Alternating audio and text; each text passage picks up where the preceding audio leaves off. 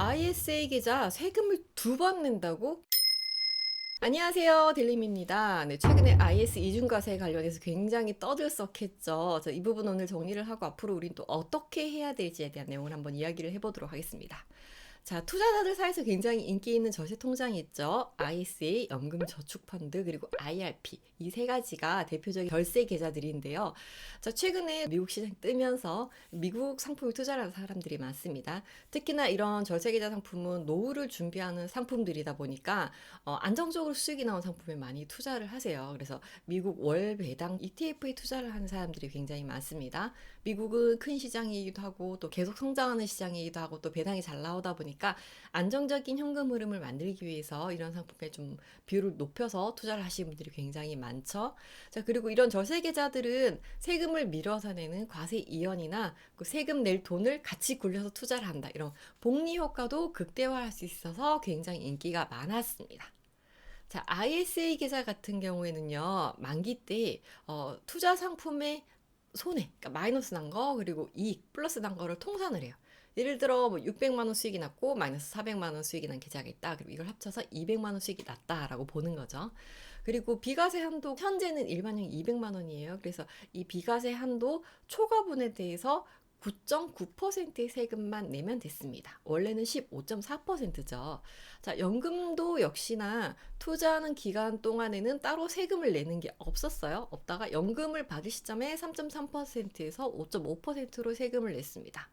자, 이 계좌들은요, 일반 계좌에 우리가 투자를 할 때보다 세율이 낮아요. 보통 미국 배당이나 이런 투자를 하면 세율이 15%거든요. 그런데 뭐 9.9%, 3.3% 이러니까 굉장히 낮죠.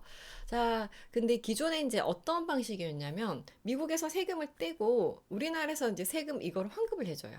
환급을 해준 다음에 마지막에 이제 정산을 했던 거죠.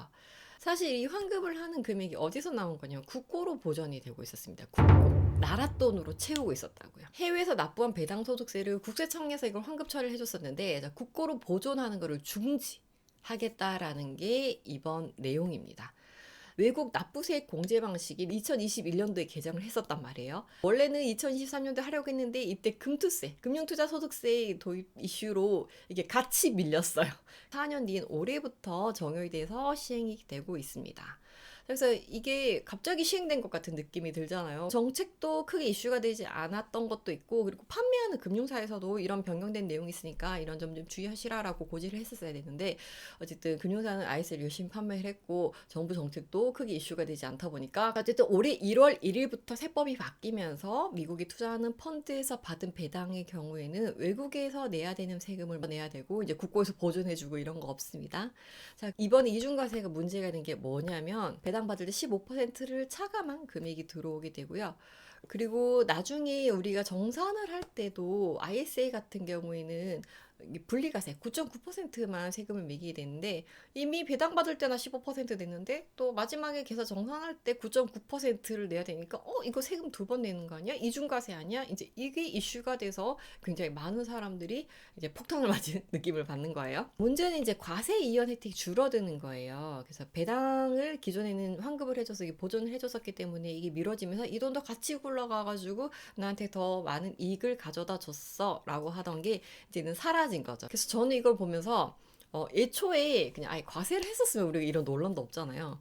그런데 어쨌든 있던 혜택을 좀 없애버리니까 이게 누가 나한테 뭔가를 줬다가 이걸 뺏어간 기분이랄까? 이 부분과 관련돼서 이제 이중과세를 어떻게 해결할 거냐? 자, ISA 같은 경우에는 이제 외국의 세금으로 낸 금액이 생길 거 아니에요. 배당이 들어오면 15% 세금을 내게 되는데, 자, 이 세금을 낸 금액을 크레딧으로 쌓아줘요. 일종의 뭐 카드 포인트 같은 거죠. 그래서 포인트로 쌓아뒀다가 계좌 만기 때 최종적으로 세금을 계산할 때 이 크레딧 쌓아둔 거를 공제를 해줘요. 근데 이제 14%로 공제를 해주고, 그리고 ISA 같은 경우에는 7월부터 이제 이 크레딧 제도를 시행할 수가 있는데, 연금 계좌 같은 경우에는 이게 세법 개정도 해야 되고, 그리고 전산도 조금 더 손질을 해야 돼서 내년부터 시행할 거라는 방침을 이야기를 했습니다. 제가 ISA 계좌에서 만약 600만 원의 배당 이익을 봤다라고 계산을 했을 때 만약에 해외 상장지수에서 제가 배당 이익이 357만 원이 났어요. 그래서 이때 이제 14% 세율로 납부한 금액 50만 원이 크레딧으로 기록이 됩니다. 제가 최종적으로 계좌 해지할 땐 600만 원 배당 이익에서 ISA는 200만 원 비과세잖아요. 그래서 200만 원을 뺀 400만 원에 대해서 내야 하는 세금을 계산해 보면 9.9%로 곱하면 40만 원이에요. 근데 제가 이미 앞에 크레딧으로 쌓아놓은 게 50만 원이 있죠. 그래서 50만 원 빼기 40만 원을 해서 저는 40만 원을 내지 않아도 됩니다. 이미 남는 10만 원은 아마 돌려주겠죠. 크레딧으로 쌓았다가 나중에 세금을 계산하는 방식으로 하겠다라고 현재 발표를 한 상황이고요. 이중과세 소식이 전해지면서 사람들이 배당과 관련된 ETF를 엄청나게 팔았어요. 총 400억 원어치를 사람들이 매도를 했다라고 합니다. 근데 우리가 가지고 있는 건 절세 계좌잖아요. 그래서 세금 내는 금액을 줄여야 되잖아요. 자, 어떻게 대응을 하면 되느냐? 자, 우선 이 배당과 관련된 세금 과세는 2025년 1월 1일부터 시행을 하고 있어요. 배당 소득 같은 경우에는 세금을 차감하고 입금을 해주는데, 자, ISA 같은 경우에는요, 이 시행령이 개정되기 전까지, 그러니까 6월까지는 이중과세가 진행이 됩니다. 그래서 7월 개정 이후로 만기를 연장해 두셨다가 처리를 하시는 게 낫고요. 그리고 연금을 개시하는 분들, 자, 이런 분들은 만기를 좀 미뤄두시는 게 낫습니다. 연금 수익 같은 경우에는 세법 개정도 해야 되고 또 전산도 좀 손을 봐야 돼요. 이게 받는 방식에 따라서 적용 혜택이 달라지기 때문에 조금 더 시간을 두고 처리를 할 것 같습니다. 이렇게 하면 손해보는 거 아니야 라고 할 수 있지만 어쨌든 2025년 1월 1일부터 적용이 되기 때문에 잠깐의 기간 정도를 두는 거는 대세에 큰 지장은 없을 거라는 생각이 들어요. 그게 내가 넣는 금액이 너무 많다거나 아니면 배당 수익이 엄청나게 많다 이런 게 아니면 우리는 어느 정도 감안을 할 수 있을 정도의 수준이 되지 않을까라고 생각을 합니다. 아닌 분들은 또 방법을 좀 고민을 해보시는 게 좋겠죠. 자, 그럼 이제 이 배당을 어떻게 해야 되느냐? 배당에 이제 세금 나오는데 계속 이대로 넣어요. 라고 하실 수도 있는데, 자, 그 어떻게 대응을 하느냐? 자, 우선 첫 번째는 아무래도 해외 ETF 직접 투자를 고려해 볼 수도 있겠죠. 뭐 세금 똑같이 내는 거 돈 묶여가지고 오랫동안 못 쓰느니 차라리 유동성 있게 그냥 여기저기 투자를 좀 해볼래? 라고 하실 수도 있고, 그 다음은 배당 종목 대신에 좀 다른 종목으로 투자를 할 수 있겠죠. 투자 종목을 변경을 해서 뭐 지수형이나 성장형 상품에 투자를 하실 수도 있습니다. 자, 배당 수익 과세 관련해서 반사이익을 가져가는 상품이 있는데요. 바로 커버드콜이라는 상품입니다. 상품에 대한 설명 구체적으로 하지 않겠지만 어쨌든 결론만 말씀드리면 이 상품은 리스크가 다른 상품에 비해 높아요. 그래서 노후 대비 상품 같은 경우는 어쨌든 안정적인 수익을 내야 되고 안정적인 현금 흐름을 가져가는 게 목표인데 이것과는 조금 반대되는 개념의 상품이죠. 그래서 어쨌든 커버드콜이 주목을 받는 이유는 일반 ETF보다는 높은 배당금을 챙길 수가 있고 또 올해 이 개편된 과세 공제 방식에 영향을 받지 않기 때문에 사람들이 여기에 더 관심을 가지는 것 같아요. 이 상품 구조로 봤을 때는 수익률이 좀 제한적일 수 있고 그리고 원금 손실의 가능성이 높습니다. 자, 그래서 이걸 잘 이해하고 상품에 투자를 하셔야 되죠. 그냥 이게 괜찮대라고 해서 무조건 넣으시면 손실이 발생할 수도 있기 때문에 무조건 추천하는 거 아니고 잘 살펴보고 본인이 이거 괜찮다라고 생각을 하시는 분들은 이 상품도 한번 대안으로 살펴보시는 것도 좋을 것 같습니다. 자, 그리고 배당과 관련된 상품, 자, 해외만 있느냐? 국내도 있죠. 그래서 국내 배당 ETF는 뭐가 괜찮냐라고 했을 때 이걸 추천하는 건 아니지만, 이런 것도 있구나, 이것도 괜찮네 정도로만 여러분들이 이해하시면 될 것 같고, 이 플러스 고배당주 같은 경우에는, 과거에도 수익이 뭐 나쁘지 않았어요. 괜찮았고, 그리고 과거 수익이 미래 수익을 담보하거나 보장하진 않는다는 점 여러분 참고를 하시고요.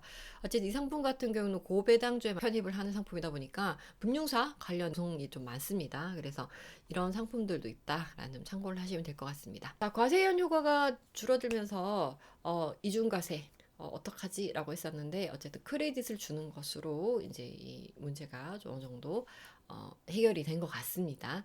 그런데 절세 계좌는 하나의 혜택만 있는 게 아니에요, 여러분. 그래서 우리가 절세 계좌를 계속 넣어야 하는 이유, 활용해야 하는 이유에 대해서 정리를 하자면 첫 번째는 연말정산 세제 혜택이 있습니다. 그래서 세액공제도 16.5%나 받는데 어떻게 보면 이것도 수익이라고 볼 수 있는 거죠. 그래서 이런 연말정산 혜택이 있다. 자, 그리고 두 번째는 금융소득 종합과세에서 제외가 된다. 금융소득이 연간 2천만 원 초과하는 경우에는 금소세 대상이어가지고 세금이 많이 나와요. 물론 여기 대상이 안 되시는 분들도 있으실 수도 있지만 어쨌든 이게 넘어가면은 세금이 많이 늘어나기 때문에 이런 절세 계좌들은 종가세에서 제외가 됩니다. 그래서 세금을 많이 줄일 수 있는 혜택이 있다. 자, 자, 그리고 세 번째, 이게 되게 중요한데요, 여러분. 현재 여러분들 못 느끼실 거예요. 저는 느끼고 있어요. 이게 뭐냐면 건강보험료 부담이 많이 완화가 됩니다.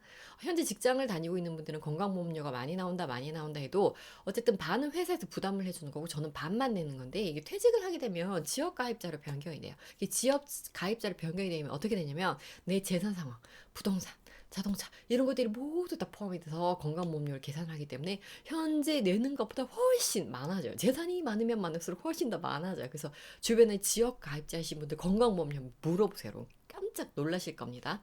어쨌든 이런 건강보험료가 굉장히 크게 증가를 하기 때문에 금융소득 1,000만 원을 초과하는 경우에는요, 전체분의 8.1%를 건강보험료로 부담을 하게 됩니다. 그래서 굉장히 부담스럽죠. 자, 그런데 절세계좌를 가입을 하면 이 건강보험료 산정의 대상에서 제외가 됩니다, 여러분. 자, 그래서 보험료 부담도 많이 줄일 수 있기 때문에 우리가 가져가지 않을 이유보다는 가져가야 할 이유가 많다. 하지만 그 안에서 전략을 수정을 하시고 내가 이 안에서 가져갈 수 있는 혜택들을 챙기면서 또 여러분이 안정적으로 투자를 할 수 있는 상품을 한번 더 고민을 해보셨으면 좋겠습니다. 자, ISA와 관련된 이슈 여기까지였고요. 전 다음에 더 유익한 영상을 가지고 돌아오겠습니다. 좋아요, 구독, 알림 설정도 같이 해주세요. 그럼 우리 다음 영상에서 만나요. 안녕!